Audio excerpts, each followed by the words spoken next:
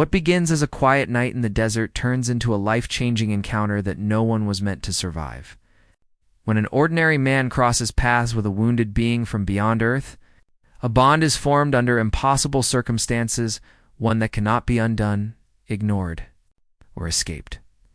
This story follows a man who is pulled out of his normal life and into a hidden reality where survival depends on connection, choice, and trust. As the line between human and unknown begins to blur, he must decide whether to fight the changes, taking hold of him, or accept a new existence that offers belonging at a terrible cost. Told as a claimed true account, this sci-fi narrative explores mystery, transformation. In the moment when a single decision separates the life you know from the life that claims you, once the bond is formed, there is no returning to who you were only moving forward into, what you are becoming. Evan worked nights because the nights were quiet. During the day, the desert looked empty and harmless, like a wide bowl of sand and rocks under the sun. At night, it felt different. Sounds traveled farther. Shadows moved in ways that made no sense. Evan liked that feeling. It made him feel awake. He was not a brave man, but he was a careful one. He worked as a maintenance technician at a small power station on the edge of a restricted zone. Most people avoided the area. There were rumors about secret tests, strange lights, and animals that did not act like animals. Evan never believed the stories, but he never laughed at them either. He had seen enough odd things to know the desert liked to keep secrets. That night began like any other. Evan parked his old truck near the fence line and checked his equipment. His job was simple: inspect sensors, record readings, and report anything unusual. He carried a flashlight, a handheld radio, and a small notebook where he wrote things down by habit, even though everything was also digital. The air felt heavy, thick in a way he could not explain. There were clouds in the sky, dark and low, unusual for that time of year. Lightning flashed far away, silent but bright, lighting up the desert like a broken camera flash. Evan paused and looked toward the restricted zone. For a moment he thought he saw movement near the rocks. He told himself it was just his eyes playing tricks on him. Night work did that to people. He walked closer, boots crunching on gravel. The fence hummed softly with electricity. Beyond it, the land dipped into a shallow valley filled with stones and dry brush. Another flash of lightning lit the area, and this time Evan was sure something was there. He raised his flashlight and aimed it toward the valley. The beam cut through the darkness and landed on a shape near a cluster of rocks. It was large, larger than any animal he expected to see. The shape moved, then froze as if it knew it had been seen. Evan's heart started to pound. His first instinct was to step back and call it in. That was what the rules said. But something stopped him. The shape did not rush or attack. It seemed hurt. He climbed through a small gap in the fence that workers sometimes used when the main gate jammed. As soon as his feet touched the other side, the air felt different, almost charged, like the moment before a storm breaks. He approached slowly, keeping the flashlight low. The shape shifted again, and Evan finally saw it clearly. It looked like a wolf at first glance, but that was wrong. Its body was shaped differently, taller, broader, and when it turned its head, he saw eyes that reflected the light with clear awareness. The creature let out a low sound, not quite a growl, not quite a cry. Evan stopped moving. "It's okay," he said, surprised by how calm his voice sounded. "I'm not here to hurt you." The words felt foolish the moment he said them. He was talking to something that should not exist. As the lightning flashed again, the truth became impossible to deny. The creature was not fully animal. Its form shifted subtly, like it could not decide what it wanted to be. Fur pulled back along its arms, revealing skin that shimmered faintly, almost metallic under the light. The creature collapsed onto one knee. Evan saw dark marks along its side. It was injured. Fear told him to run. Curiosity told him to stay. Something deeper, something he did not understand, told him this moment mattered. He stepped closer. The creature raised its head and looked directly at him. Its eyes were not wild. They were focused, intelligent, afraid. Evan felt a strange pressure in his chest, like his heart had skipped a beat. The air around them vibrated softly. His radio crackled at his side, then went silent. "Can you understand me?" Evan asked. The creature did not answer with words. Instead, a wave of sensation washed over him. Images flickered in his mind: dark skies, unfamiliar stars, pain falling, running. He staggered back, nearly dropping his flashlight. "What are you?" he whispered. The creature reached out a clawed hand, then stopped, as if unsure. Slowly, the shape shifted again. Bones moved beneath skin in ways that should not have been possible. Fur receded. The wolf-like face softened, reshaping into something closer to human, though still not fully so. In front of Evan now knelt a young woman, or something that looked like one. Her hair was thick and wild, her eyes glowing faintly. Her expression was strained, filled with exhaustion. She spoke, her voice rough and unfamiliar. "Not enemy." Evan's breath caught. He had expected many things, but not that. "You're hurt," he said. "You need help." She tilted her head as if the concept was strange. "You came," she said slowly. "You saw." Lightning struck closer this time. Thunder rolling across the desert. The ground trembled. The woman winced and clutched her side. Evan made a decision that would later change everything. He took off his jacket and approached her carefully. She tensed, muscles coiling, ready to strike if needed. He moved slowly, showing her the jacket, then placed it gently over her shoulders. "I'm Evan," he said. "I can help you, but we need to move." She studied him for a long moment. Then she nodded once. The storm broke fully then. Rain poured down hard and sudden, soaking them both in seconds. Lightning struck the valley again, closer than before. Evan felt the air crack with energy, felt it crawl across his skin. The woman cried out and grabbed his arm. The contact sent a sharp jolt through him, like static electricity magnified 100 times. His vision blurred. The world tilted. He heard voices, not with his ears, but inside his head. Fast, urgent sounds that did not belong to any language he knew. Images flooded his mind again. A ship tearing through the sky. Fire. Impact. Separation. "I didn't mean to," Evan started. But the words faded as darkness closed in. When he came to, the storm was gone. The desert was silent, as if nothing had happened at all.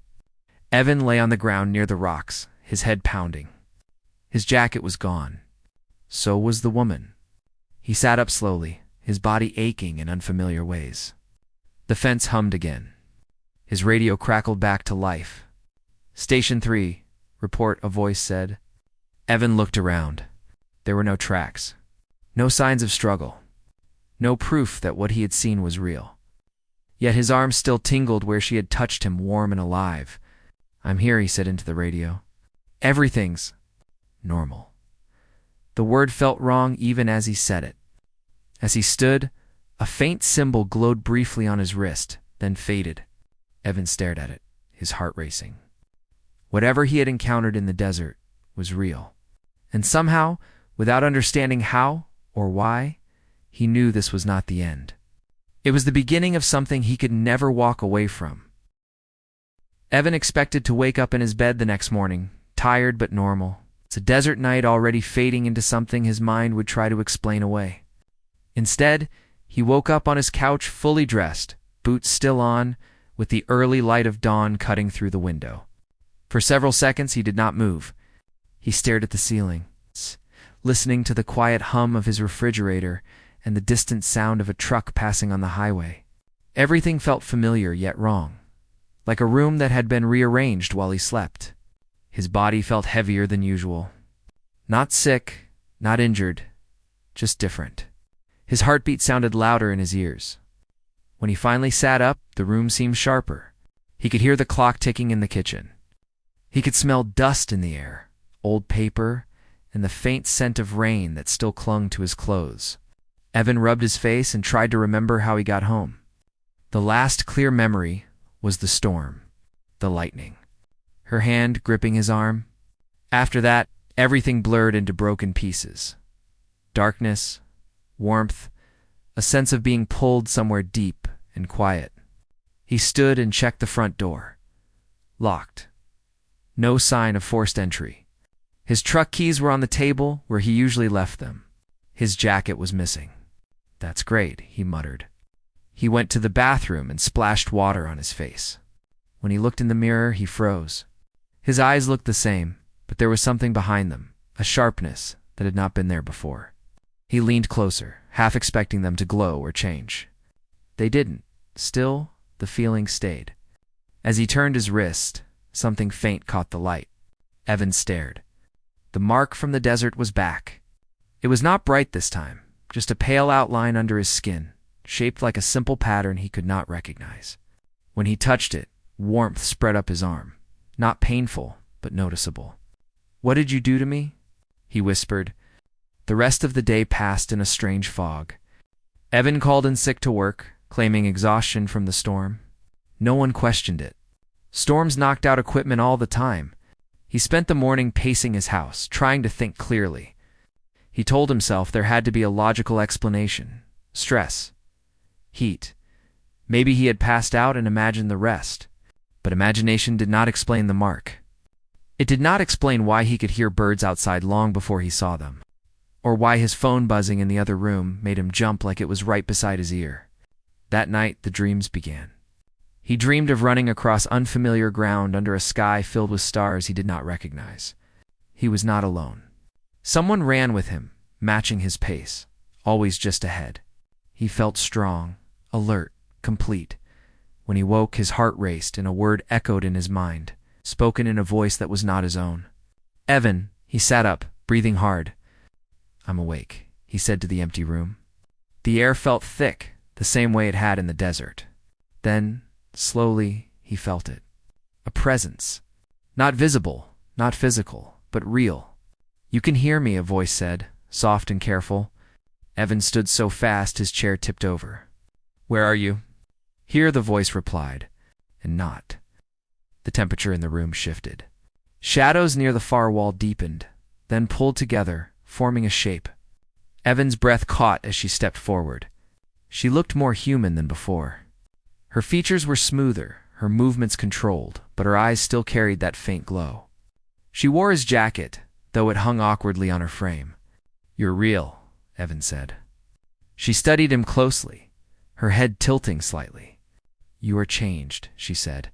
"You feel it," Evan swallowed. "You did something to me." Her expression tightened.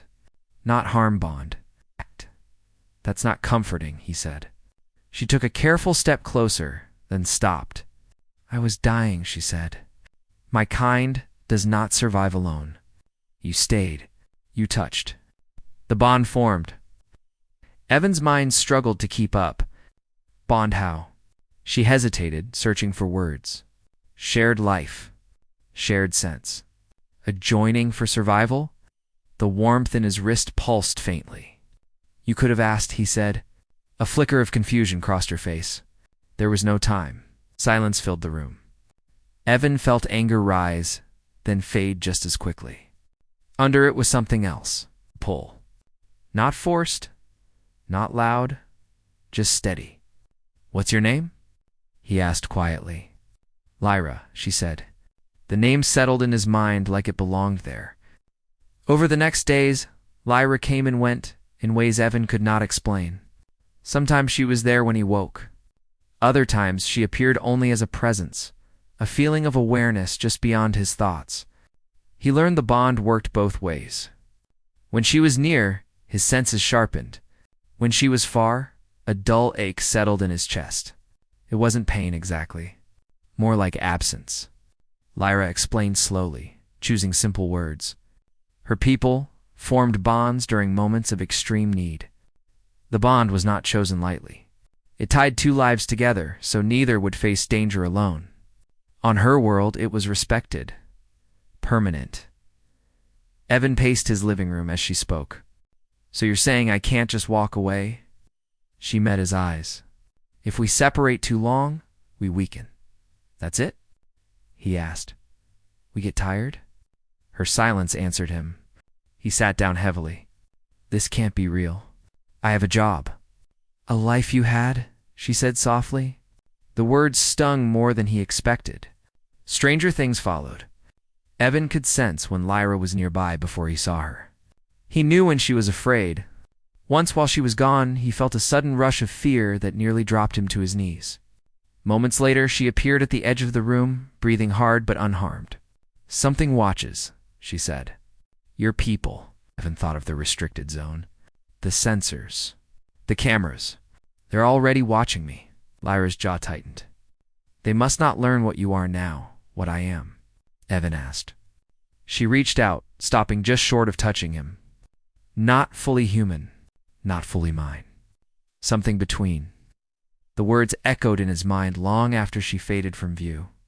Evan tried to return to normal life. He went back to work. He joked with coworkers. He filled out reports.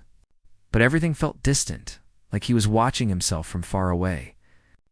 Machines behaved differently around him. Sensors flickered when he passed. Animals watched him too closely. At night, Lyra's presence pressed against his thoughts, calm but constant. One evening, he stood at his window, staring out at the desert.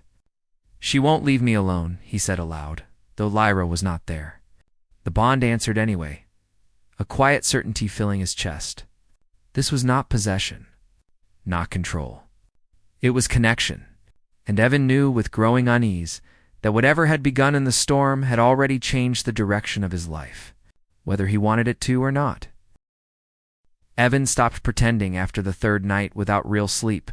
His body rested, but his mind stayed awake, alert in a way that felt unnatural. Every small sound pulled his attention. Every shadow carried meaning. The bond with Lyra had settled into him like a second heartbeat, quiet but always present. On the fourth night, Lyra stayed longer than usual. She sat across from him at the small kitchen table, hands folded, eyes focused, as if she were preparing for something important. The light above them flickered slightly, reacting to her presence. "You need to understand," she said, "before others force the truth on you." Evan leaned back in his chair. "Then tell me everything. No more pieces." She nodded once. "I will try." Lyra explained that her world was not a planet like Earth, but a moon that circled a much larger one.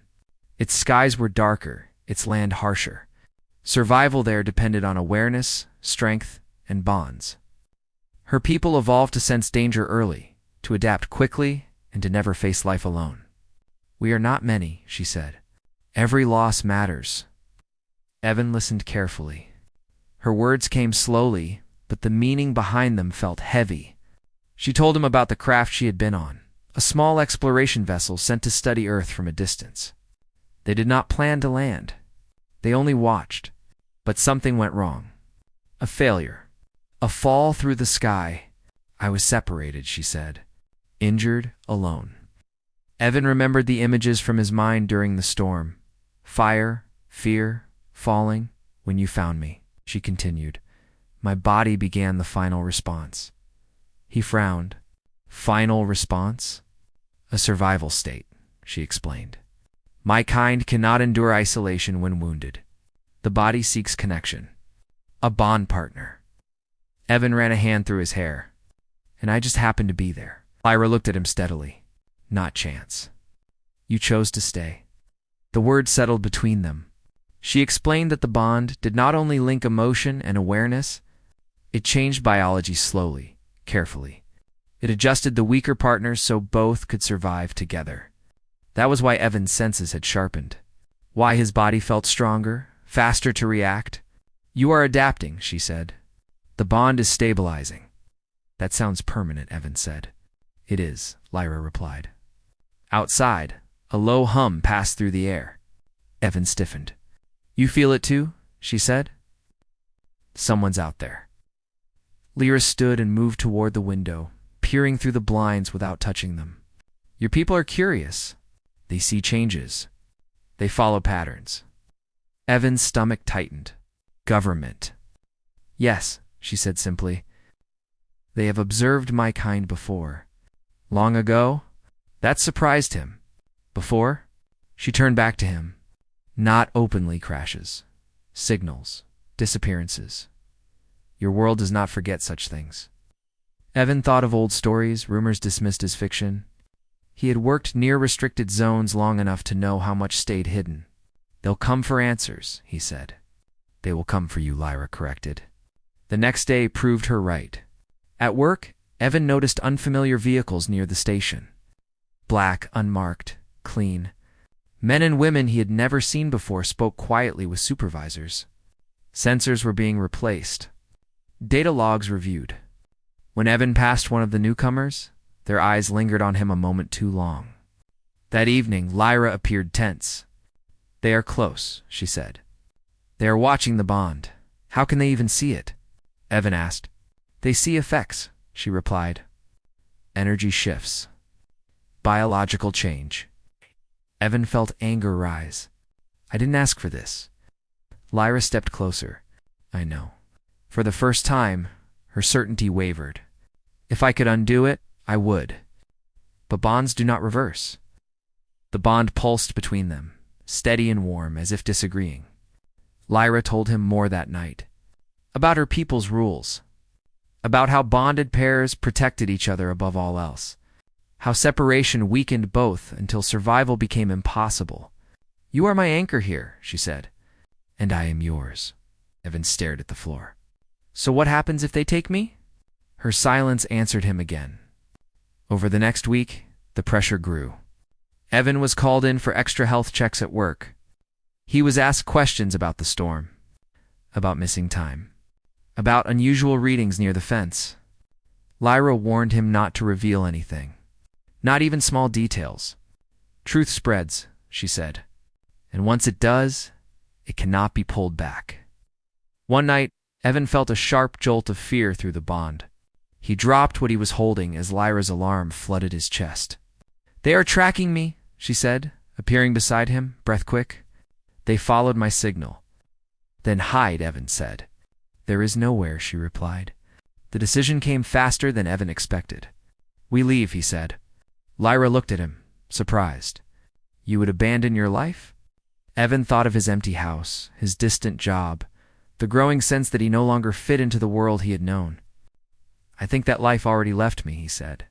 They began preparing quietly. Lyra showed him places in the desert where human equipment struggled to function. Old tunnels.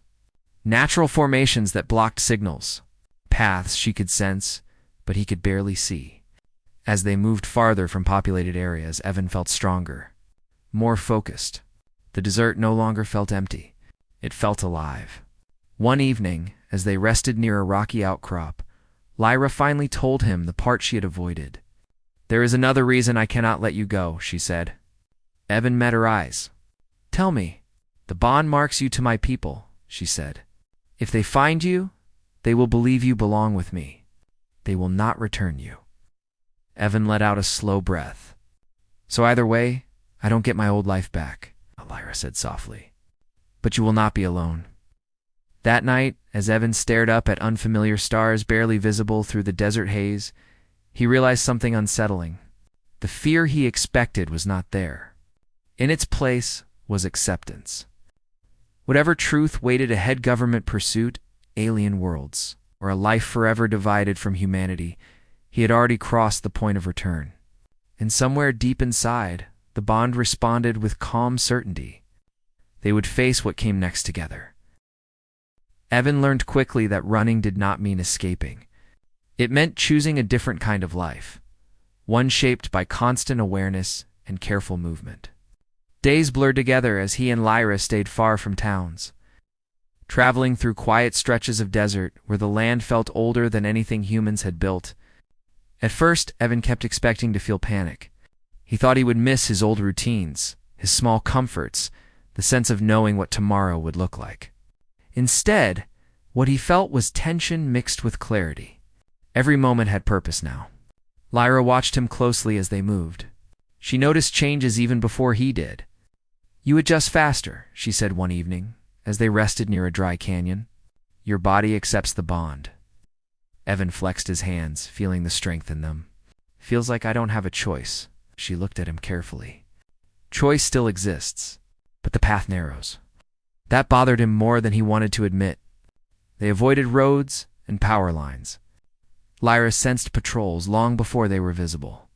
When danger came close, Evan felt it too, a tightening in his chest, a pull that guided his steps without thought. He trusted it, even when his human instincts argued otherwise. One afternoon, they hid among jagged rocks as two vehicles passed nearby. Evan held his breath, heart pounding. Lyra crouched beside him, perfectly still. He could feel her calm through the bond, steady and focused, and it helped him stay quiet. After the vehicles disappeared, Evan exhaled slowly. "They're not giving up." "No," Lyra said. "They rarely do." As days passed, Evan noticed how difficult it was for Lyra to stay away from him for long. When she scouted ahead, the bond stretched like a thin wire, humming with tension. When she returned, relief washed over both of them. "You don't like being apart," Evan said once. Lyra hesitated. "The bond strengthens attachment. It ensures protection. It sounds a lot like not letting go," he said. She met his gaze. "On my world, letting go during danger is not kindness. It is loss." Evan did not argue, but the words stayed with him. One night, they found shelter in an abandoned research building, half buried by sand. The walls were cracked, the air stale, but it provided cover. As they settled in, Evan felt something change. The bond tightened. Not painfully, but with urgency. Lyra stiffened. "They are closer than before." Evan's pulse quickened. "How close?" "Close enough to sense you clearly," she said. For the first time, Evan felt fear sharpen into something heavy. "Then we keep moving." Lyra shook her head. "Running forever weakens us. The bond needs stability." "So what are you saying?" Evan asked. She stepped closer, her presence firm. "You must stop resisting it." The words landed harder than he expected. "Resisting what?" "Who you are becoming," she said. Evan took a step back. "I didn't agree to change into something else." "You already have," Lyra replied gently. The bond does not wait for agreement. Silence filled the broken building. Evan felt the bond pulse, steady but insistent, as if listening. "I don't want to disappear," he said quietly. "I don't want to stop being me." Lyra reached out, then stopped herself. "You are still you. But you are also more." That night, Evan dreamed again. He stood between two worlds, one familiar and fading, the other vast and unknown. Lyra stood on the edge of the second, waiting. Behind him, his old life blurred into shadows. When he woke, he knew something had shifted. They did not leave the building immediately. Instead, Lyra guided Evan through exercises, quiet focus, controlled breathing, awareness of the bond without fear. At first it felt strange, like listening to a voice he had ignored for too long. But slowly, it became easier. Evan learned how to calm the pull when Lyra moved away, how to steady his thoughts when the bond reacted to danger. He realized the bond responded to emotion as much as distance. "You are learning," Lyra said, watching him carefully. "That makes us stronger and closer," Evan said. She did not deny it. The next encounter came sooner than expected. Late one evening, Evan sensed movement beyond the building. Not just people, but intent. Focused, searching. "They found us," he said. Lyra nodded. "We must decide." "Decide what?" Evan asked. "Whether you remain hidden," she said, "or step fully into the bond." Evan's throat tightened. "What does that mean?" "It means accepting protection," Lyra said. "From me, from us." Evan understood then. Fully accepting the bond meant allowing Lyra's instincts to guide him, even if that meant leaving humanity further behind. "They won't stop," Evan said. "If I go back, they'll study me. Use me." Lyra's eyes darkened. "They will not take you." Her certainty was strong, almost overwhelming. For a moment, Evan felt it press against his thoughts, not controlling, but insisting. "Lyra," he said firmly, "I need to choose this, not be pushed." She froze, then slowly nodded. "You are right." The bond loosened slightly, giving him space. Evan closed his eyes and took a deep breath. He thought of the fear, the confusion, but also the clarity, the sense of purpose he felt with her. "I don't know where this ends," he said, "but I know I can't go back." Lyra stepped closer, this time placing a hand lightly on his arm. The warmth spread, calm and grounding. "Then stay," she said. "Not because you must, because you choose to." As footsteps approached outside, Evan stood taller. The fear was still there, but it no longer ruled him. They moved together through a hidden exit Lyra had sensed earlier, slipping into the night as light swept over the building behind them. As they disappeared into the desert once more, Evan realized the truth he had been avoiding. Lyra was not keeping him prisoner. The bond was not a chain. It was a door, and he had just walked through it on his own. The desert looked different now. Not empty, not endless, but connected. Like every stretch of land carried meaning. Evan felt it with every step he took beside Lyra. The bond no longer pulled at him with urgency.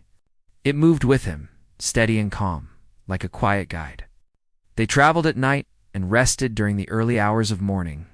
Human patrols stayed behind them now, confused by lost signals and broken trails. Lyra led Evan through paths that did not appear on maps' natural corridors, where sound faded and machines failed. As days passed, Evan stopped counting time the way he used to. There were no work shifts, no clocks, no schedules. There was only movement, rest, and awareness. Strangely, he did not feel lost. One evening, as they stood on a rocky ridge overlooking a wide valley, Lyra stopped. "This is where I choose," she said. Evan looked out at the land. It seemed ordinary at first. Stone, scattered brush. But as the light shifted, he felt something beneath it. A low vibration, familiar and strong. "What's here?" he asked. "A passage," Lyra replied. "Hidden, old. My people used it long before your world noticed us." Evan felt the bond respond, warm and certain. "If I go with you," he said slowly, "there's no coming back." Lyra did not avoid the truth. "No." Evan nodded. He had known the answer before he asked. They moved forward together. As they reached the center of the valley, the air changed. The ground beneath their feet shimmered faintly, like heat rising from stone. Evan felt pressure, not painful, but deep, like stepping into a strong current. For a moment, fear tried to rise. Then Lyra reached for his hand. The contact was grounding, familiar. The bond settled into place fully, no longer adjusting, no longer testing. Light folded around them, not bright, but layered, like overlapping shadows. Evan felt weightless for a breath that stretched longer than it should have. Then it passed. They stood somewhere else. The sky above was darker, filled with stars that burned sharper than any he had seen. The air felt thinner, cooler, alive with quiet energy. The land was rocky but not barren. Structures stood in the distance, shaped by function rather than beauty. Lyra exhaled slowly. "We are beyond your world now." Evan looked at his hands, half expecting them to look different. They didn't. He still felt human. But he also felt something more stronger, awareness, deeper balance. "What happens to me here?" he asked. Lyra turned to him. "You live." Time passed differently after that. Evan learned to move in this new place, guided by Lyra and others of her kind. They watched him with curiosity, not hostility.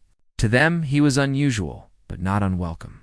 The bond marked him clearly as Lyra's partner. No one challenged it. Evan learned their ways slowly. How they communicated through subtle signals. How they valued awareness over force. How bonds shaped community rather than isolating it. He still missed Earth sometimes. Simple things. Rain against glass. Music from an old radio. But the ache was softer now, no longer sharp. Occasionally, he sensed Earth through the bond not as a place calling him back, but as a chapter already written. He wondered what people believed had happened to him. A disappearance. An unsolved mystery. Another name added to a list. One evening, Evan stood at the edge of a high plateau, watching unfamiliar clouds drift across the sky. Lyra joined him, her presence calm and sure. "You are settled," she said. "I think so," Evan replied. "More than I expected." She studied him. "Do you regret choosing me?" Evan thought carefully before answering. "I regret that it had to cost me my old life. But I don't regret this one." Lyra nodded, satisfied. The bond pulsed gently, not demanding, not restrictive, just present. Evan realized then that Lyra had never forced him to stay. She had protected the bond, yes, but the final step had always been his. In the quiet that followed, Evan understood something important. Real life was not about where you were born or the rules you were taught to follow. It was about where you belonged, where your choices felt whole. He belonged here now, not as a captive, not as something lost, but as someone who had crossed into a larger truth. Far away, under a different sky, the desert would remain silent. The fence would hum. The rumors would fade and return, as they always did. But Evan would not. His life had not ended. It had simply moved beyond the place where it began.